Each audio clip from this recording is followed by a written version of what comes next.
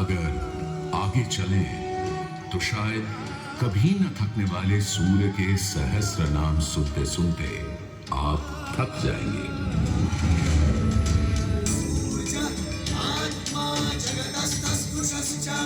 हमारी सभ्यता के सबसे पुराने और आधारभूत ग्रंथ ऋग्वेद के पहले मंडल में ही सूर्य का बखान करती हैं ऋचाएं। और सूर्य से मिली अग्नि से ही शुरू होती है ऋग्वेद की पहली ऋचा अग्नि, जो सूर्य के प्रकाश और ऊष्मा में थी।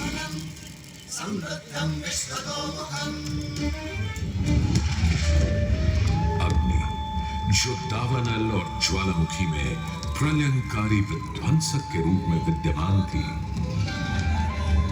अग्नि, जो चौखट पर पहरेदार तथा चूल्हे में एक मित्र के रूप में भी मौजूद थी।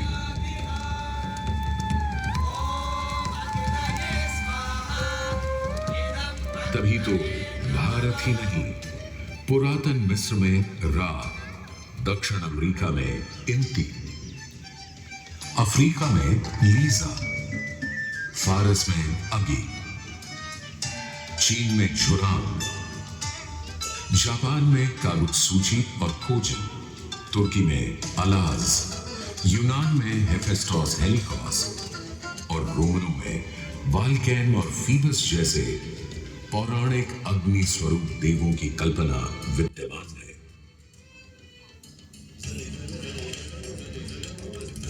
भारत में मान्यता है सूर्य ऋषि कश्यप और अदिति का पुत्र है। कहते हैं जब सूर्य की शादी विश्वकर्मा की पुत्री संजना से हुई तो संजना उसकी चमक से इतनी परेशान हो गई कि पिता विश्वकर्मा को छाया का निर्माण करना पड़ा। और तभी से चल रहा है सूरज की रोशनी के साथ धूप छाव का खेल। उन्होंने सूर्य के कुछ टुकड़े काटकर उसी से गाड़ दिए थे भगवान विष्णु का चक्र, शिव का त्रिशूल, कुबेर की गदा और कार्तिकेय का भाला। किंतु इतना होने के बाद भी सूर्य बिना रुके अपने 7 श्वेत अश्वों के रथ पर आरूढ़ आकाश की परिक्रमा करता ही रहता है, करता ही रहता है। असल में हमारे बालक बनते और 2 पैरों पर खड़े होते ही हम समझ गए थे सूर्य का प्रचंड प्रताप और प्रकाश, उसकी जीवनदायिनी शक्ति। हर पल बदलते संसार में, हर रात घटते बढ़ते चांद वाले आकाश में केवल एक सूर्य ही है जो हर रोज सही समय पर उदय होकर हमारी दुनिया को जगमग, जागृत और वाओ। जीवित कर देता है और हमें एक अवश्यम भावी स्थायित्व का आभास देता है। ठीक है।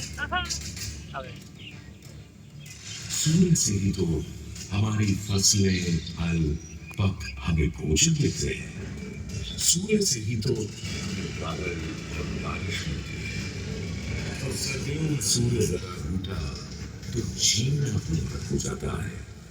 पेड़ों के पत्ते झड़ जाते हैं, वन्य जीवन गुप्त होकर लुप्त हो जाता है और पूरी दुनिया बेरंग सफेद हो जाती है।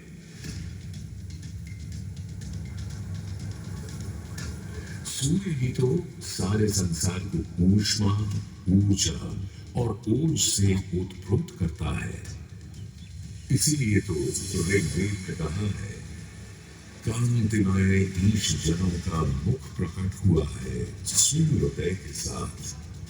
हे ईश्वर, इस आदित्य के उदय के साथ हमें अंधकार, दुर्भाग्य और पाप दोषों से भी बंधन मुक्त कर देना आज।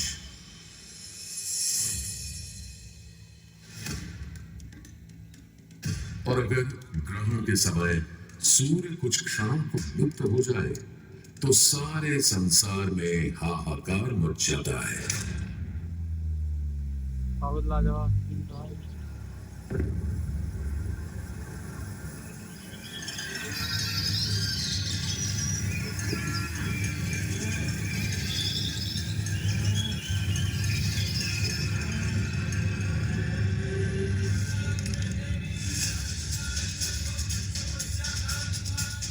यह सूर्य के अनंत गुणों का प्रभाव ही तो है कि सारे संसार में आदिकाल से सूर्य की अर्चना, आराधना और सूर्य मंदिरों का निर्माण होता रहा है।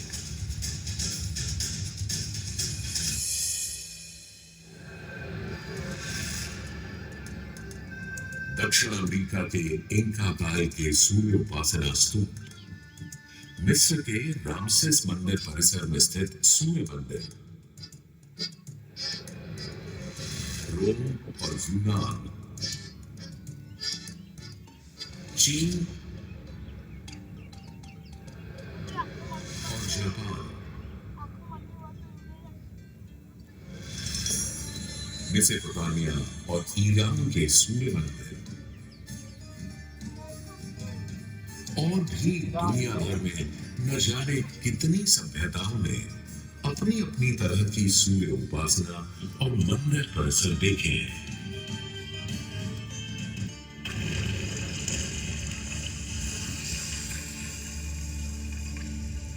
उत्तर में कश्मीर में बना मार्तंड मंदिर, जहां भारत भर के मंदिर परिसरों में सबसे विशाल है, तो पूर्व में उड़ीसा का कोणार्क मंदिर सबसे वैभवशाली, पूर्वोत्तर में असम और मणिपुर के सुंदर सूर्य मंदिर देखते बनते हैं, तो दक्षिण में तमिलनाडु, केरल, कर्नाटक आदि के सूर्य मंडल अपनी अलग छटा रखते हैं। उधर उत्तराखंड, उत्तर प्रदेश, बिहार, मध्य प्रदेश, हरियाणा और हिमाचल में भी सूर्य मंदिरों की हार माला सी बनी है।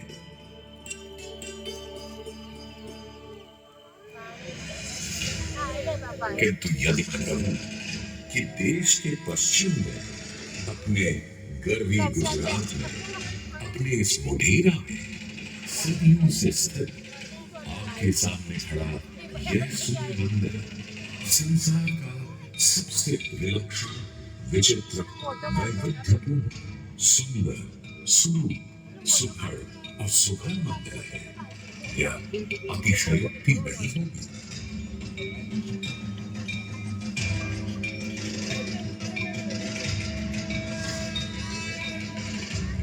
11वीं सदी में चालुक्य घराने के सूर्यवंशी सोलंकी सम्राट भीमदेव प्रथम ने तो यहाँ एक चमत्कार ही कर दिखाया।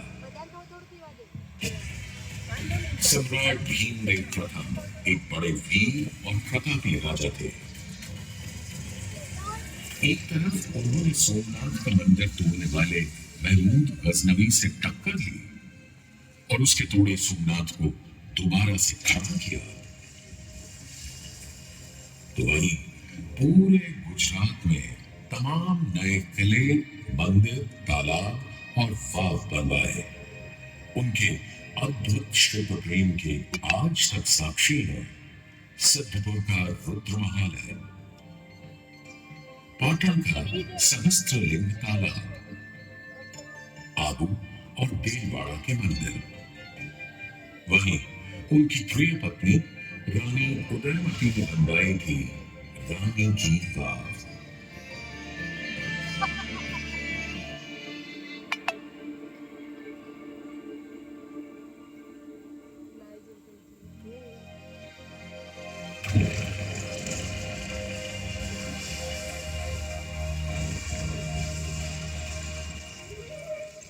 किंतु इन सारे स्थापत्य और शिल्प के नमूनों से कहीं ऊपर था राजा भीमदेव का पुष्पावती नदी के किनारे सन 1026-27 में करवाया इस सूर्य मंदिर का निर्माण।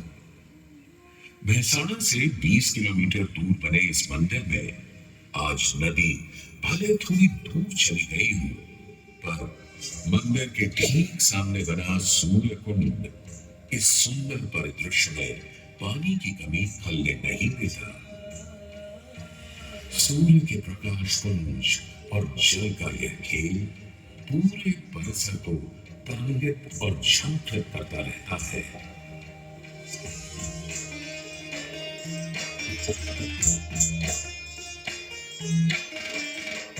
मंदिर के ठीक सामने बने विशाल कुंड में 108 छोटे बड़े मंदिर और उनमें रखी विविध देवी देवताओं की मूर्तियां इस मंदिर को एक अलग खास चरित्र दे देती हैं। इसका एक और नाम है रामकुंड। और क्यों ना, जबकि यहाँ विस्तृत धर्मारण्य वन क्षेत्र में ही श्री राम ने मोढेरा का निर्माण करवाया था।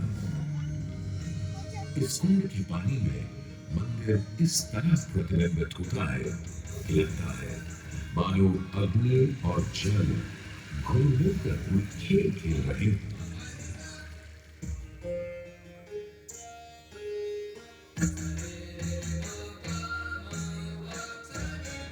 तालाब की तरफ से सीढ़ियां चढ़ते ही एक सुंदर तोरण आपका स्वागत करता है। तोरण से होते हुए जैसे ही आप मंदिर के पास पहुंचते हैं, एक नया संसार सामने आ खड़ा होता है।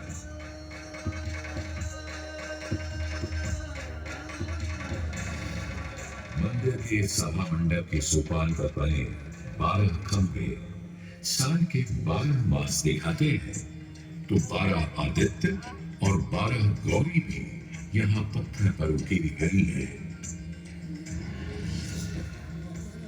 सूर्य देव को समर्पित इस मंदिर में शिव, विष्णु और ब्रह्मा भी विद्यमान है और इस मंडप के हर कोने में खड़े हैं 10 लोकपाल यानी इंद्र, वायु, अग्नि और कुबेर जैसे देव। आज भी हजारों तीर्थयात्री यहाँ उत्तरार्ध महोत्सव मनाने और सूर्य को प्रणाम करने आते हैं। इस हेरिटेज साइट पर हजारों देशी विदेशी सैलानी भारत के इस विलक्षण सूर्य मंदिर को देखने, समझने, इसकी वैज्ञानिक पहेलियों को बूझने चले आते हैं। संसार और विशेषकर भारत में बने अधिकतर सूर्य मंदिरों की तरह मोढेरा के मंदिर को बहुत वैज्ञानिक सोच समझ से बनाया गया है। 8 बजे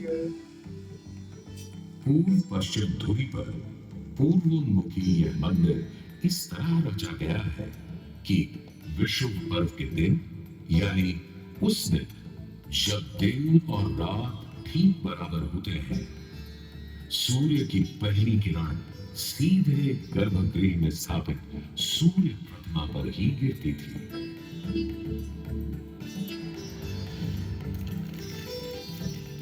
आज हमने सूर्य की कृपा को एक अलग तरह से भी बटोरना, सहेजना और संभालना शुरू कर दिया है। सोलर पावर या सौर ऊर्जा के रूप में आज जब हमें अपनी धरती और पर्यावरण को खनन और प्रदूषण से बचाना है, तो ऐसे में भी सूर्य देवता ही तो हमारे सबसे बड़े मित्र बनकर सामने प्रकट हुए हैं। यहाँ बैठकर जो शो आप देख रहे हैं, वो भी दिन में इकट्ठी की गई सौर ऊर्जा से ही चल रहा है। और क्यों ना, जब हमारा भारत दुनिया का चौथा सबसे बड़ा सौर ऊर्जा बनाने वाला राष्ट्र बन गया है,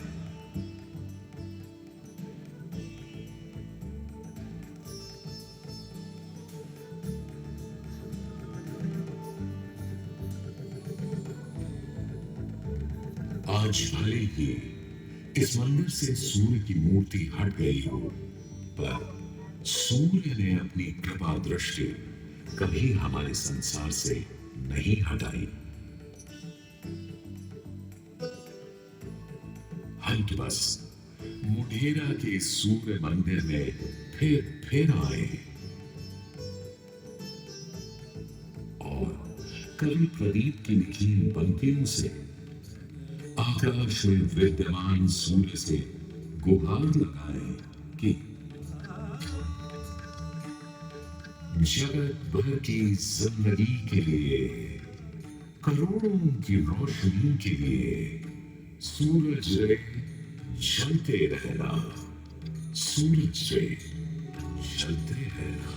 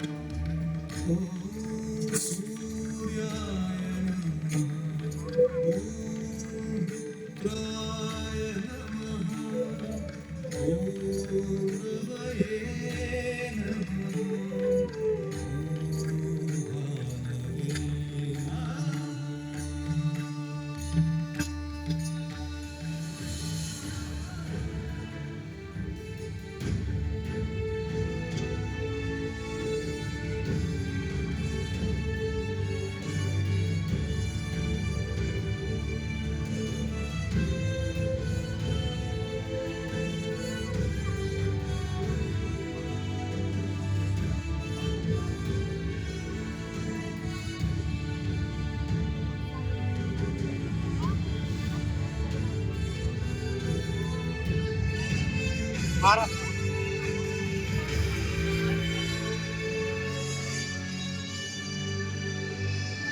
जोरदार ये हरा कलर बना, ये कलर हो रहा है। हाँ मस्त है।